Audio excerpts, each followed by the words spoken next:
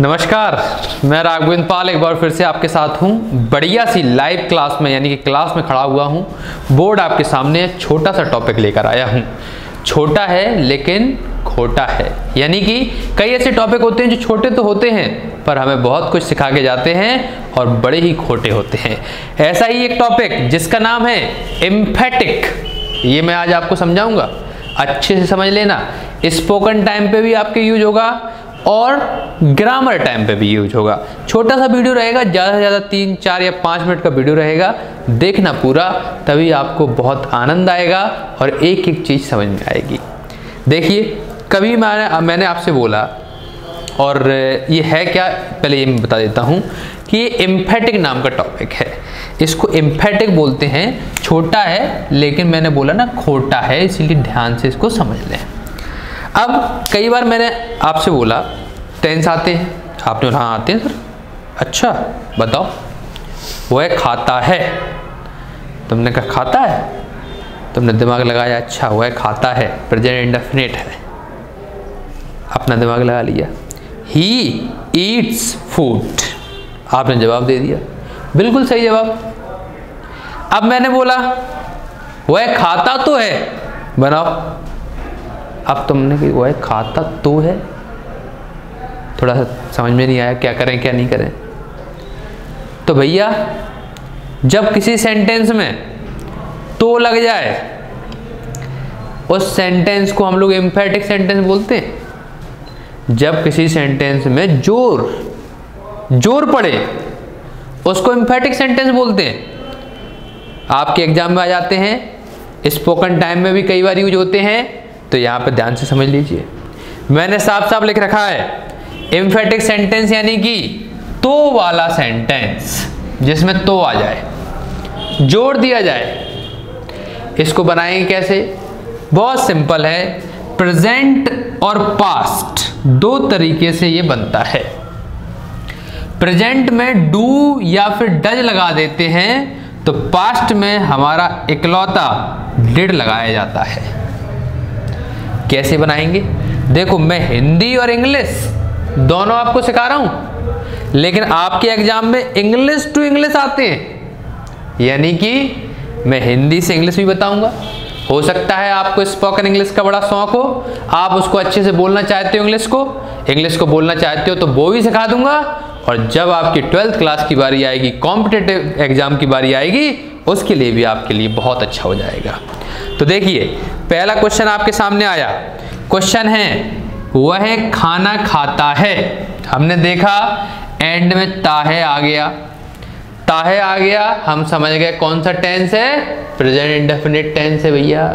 Present indefinite tense से बना दिया हमने। वह को ही बोलते हैं, खाने को ईट, ईट के साथ एस, और फूड, यानी कि हमने आंसर कर दिया ही ईट्स फूड। ये हमने आंसर कर दिया आसानी से। अब यहीं पर मैंने बोला ले भैया तूने ये बना के दिखा दिया, एक और लो, और एक और सेंटेंस आपको मैंने दे दिया, वह खाना खाता तो है। अब तुमने सोचा तो है के लिए क्या आएगा, तो याद कर लेना राघवेंद्र सर का वीडियो। मैंने आपको क्या बोला, आपके टीचर बड़ी बड़ी फीस में आपको वो चीज़ नहीं सिखाएंगे जो आपको छोटे से वीडियो में राघवेंद्र सर आपको सिखा देंगे। तो ध्यान से देखिए, वह खाना खाता तो है, इसको बना देते हैं। सबसे पहले हमने देखा ये तोड़ लगने से पूरा सेंटेंस किस में बन गया, एम्फेटिक में बन गया। वह को ही बोलते हैं। ही के साथ हमें ध्यान आया कि सर ने बताया था कि सिंगुलर हो तो डज लगा देना, प्लूरल हो तो डू लगा देना। तो भैया हमने डज लगा दिया क्योंकि सिंगुलर है, और उसके बाद जैसे ही डज लग जाता है तो ईट हमें से एस हटाना पड़ेगा और सिर्फ ईट करना पड़ेगा, क्योंकि डू या डज के बाद एस या ई एस हट जाते हैं, डज के बाद ऐसे ये हट जाते हैं। तो हमने क्या आंसर किया, ही डज ईट फूड।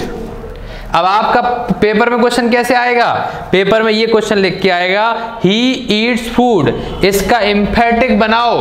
तो हमने देखा डायरेक्ट हम ही डज ईट फूड ये आंसर कर देंगे। वहीं पर प्लूरल की बात करें, मान लो दूसरा सेंटेंस आ जाता है, दूसरा सेंटेंस है भैया बे उधर जाते हैं, इसको बनाना है। बे को क्या बोलते हैं, दे बोलते हैं। और जाने को गो बोलते हैं और उधर को देयर बोलते हैं। ये एक प्लूरल है, इसलिए ऐसे ही एस नहीं लगाया, वर्ब की फर्स्ट फॉर्म लगा दी।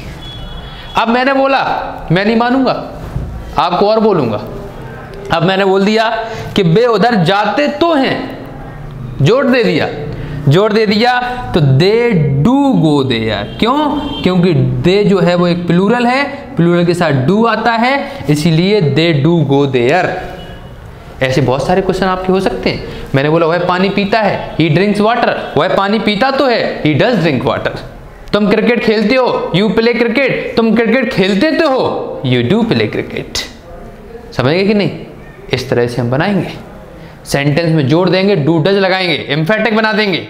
और नॉर्मल सेंटेंस की बात करें तो उसे प्रेजेंट इंडेफिनिट में बनाएंगे। पास्ट की बात करें, पास्ट में भैया क्या लगता है? डिड लगता है। कब लगता है? पहले तो सिंपल की बात कर लेते हैं, उसने तुमसे बात की। ये एक पास्ट इंडेफिनिट का टेंस है, पास्ट इंडेफिनिट का टेंस है, तो हमने सिंपल सी बनाया, उसने को ही बोलते हैं, बात करने को टॉक, और टॉक में ईडी लगाना पड़ेगा। क्यों? क्योंकि ये पास्ट इंडेफिनिट है, तो ही टॉक्ड टू यू, उसने तुमसे बात की। लेकिन मैंने बोल दिया कि उसने तुमसे बात की तो थी, जोर लगा दिया, तो जोर का धक्का लगा लगा के क्या करेंगे हम लोग? डिड लगाएंगे भैया। आराम से हमने देखा कैसे लगाया।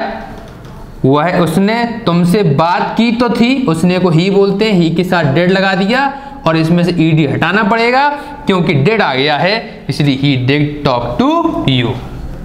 आपके पेपर में कैसे आएगा?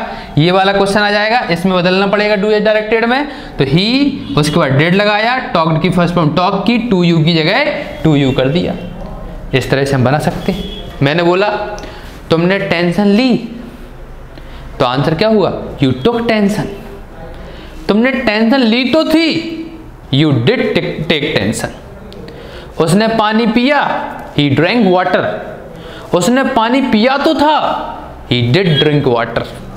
इस तरह से हम एम्फेटिक को बना सकते हैं। स्पोकन इंग्लिश में भी आपके लिए यूज होगा, ग्रामर में भी यूज होगा। 12th क्लास में हो, अभी ध्यान से पढ़ लो, 12th क्लास के बाद जाओगे स्पोकन इंग्लिश में, राघवेंद्र सर फिर आपके लिए एक बढ़िया कोर्स लेके आएंगे, उसके लिए तैयार रहना। चलिए मैं मिलता हूँ नेक्स्ट वीडियो में। ऐसे ही पढ़ते रहो और दूसरों को पढ़ाना मत भूलना, दूसरों को भी बताइए, दूसरों को भी सिखाइए। मेरे वीडियो को दीजिए, मेरे वीडियो नहीं दे पा रहे हो खुद पढ़ाइए जाके। ध्यान रखना, जितना हम टीचिंग करेंगे उतना हम लोग सीखेंगे। इसी आशा के साथ कि आप मेरी बात को मानोगे, मैं राघवेंद्र पाल आपसे विदा लेता हूँ। बहुत बहुत धन्यवाद। Thank you very much.